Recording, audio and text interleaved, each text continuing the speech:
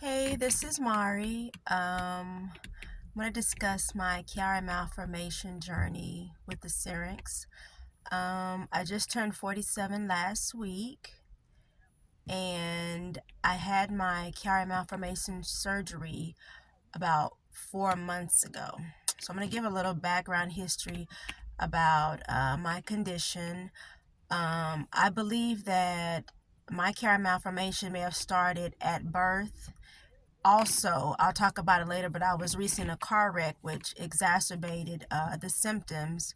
But I can remember growing up, I always had bad headaches. Um, I've had memory issues. I remember just always laughing and feeling pressure at the back of my head that will cause me to stop laughing. And my diagnosis kind of just happened. Um, it was one day about 2 years ago, actually. I was in the shower and I went to grab the towel, and I had weakness in my left hand. The towel dropped, it kind of scared me a little bit. So I went to a local physician and I got an x-ray done. And I was told that I had arthritis in both of my shoulders. And then the doctor said they wanted to do an MRI. So I had an MRI done, and just by chance, I was told that I have Chiari Malformation 1. So it took me about 2 years to come to the uh, decision of doing the surgery, even with all of my symptoms. And the reason why I chose to go ahead and do the surgery is because I have a syrinx, which is like a fluid filled cyst in the spinal canal.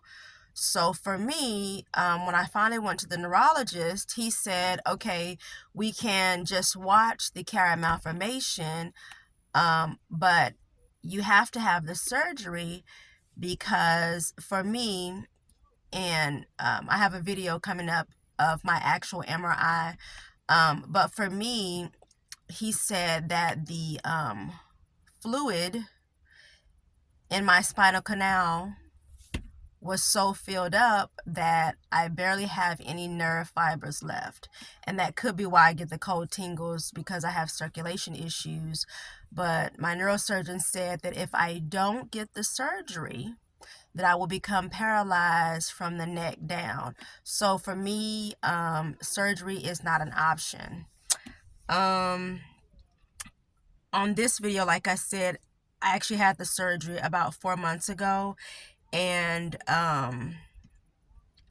when I had the surgery, just a heads up, the neurosurgeon removed a portion of my skull and the back of my head. He removed C1 and C2, and then he put in a piece of pig skin. And so I asked him, I was like, so how does this work? Like, if you remove the bone, like, what's gonna happen back here? And he said that when he puts the pig skin in, the muscles cover it. So even though the bone is missing, it's still okay. What else? So, and I'm sorry if I'm rambling in advance, but I think I have maybe around 20 videos or so, but I've recorded everything from beginning to end, the good, the bad, the ugly, raw, uncut. I've got videos of me going into surgery, right after surgery, things I've dealt with. I've got a video of the staples, the 35 staples being pulled out. I've got videos of me doing physical therapy and just things that happened along the way, like I said, from beginning to end. So the purpose of this video is to just kind of make people more aware of Chiari malformation, since it's such a rare condition. Just to kind of help other people who may be going through the same thing, or somebody who has. And funny thing, not knowing if it's hereditary, which I think my neurosurgeon said it's not, because I was concerned about my daughter having it, and she had an MRI done because she has scoliosis, but she doesn't have the Chiari Malformation.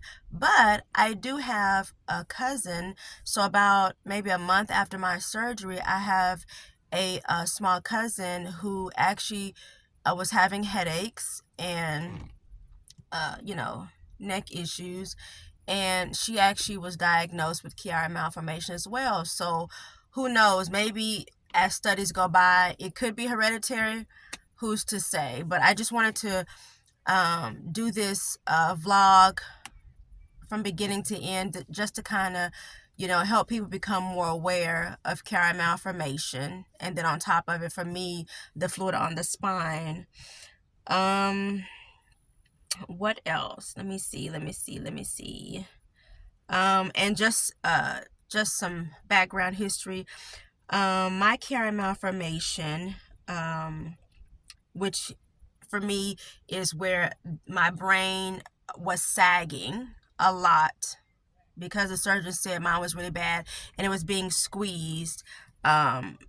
So the brain is here and the spinal canal, so mine sagged. It didn't have space in my skull, so it was being squeezed, which caused a lot of neurological issues. For me, my cerebellar tonsils extended. It said, the MRI said 9 millimeters below the foramen magnum. And like I said, for me, the cerebral spinal fluid did not have enough room to flow like it needed to, so it was just filling up. And for me, the main reason for getting the surgery is because of paralysis, you know, not moving forward to go into paralysis. So yeah. So at any rate, my next video will talk about all my symptoms, because I think I had nearly 40 symptoms that I was dealing with, especially a lot after a recent car wreck that I had. Because with Chiari Malformation, from my understanding, you can be born with it or something traumatic can happen. And for me, I think I kind of had both. But I'm just glad that I went through with it. And like I say, these videos are going to show every step of the way. So I just want to say thank you in advance for going down this journey with me. And I pray that these videos are able to help somebody else who's considering the surgery, maybe having super bad headaches and neurological issues, maybe experiencing possible paralysis, or just wanting to get more information on the condition. So anyway, thank you.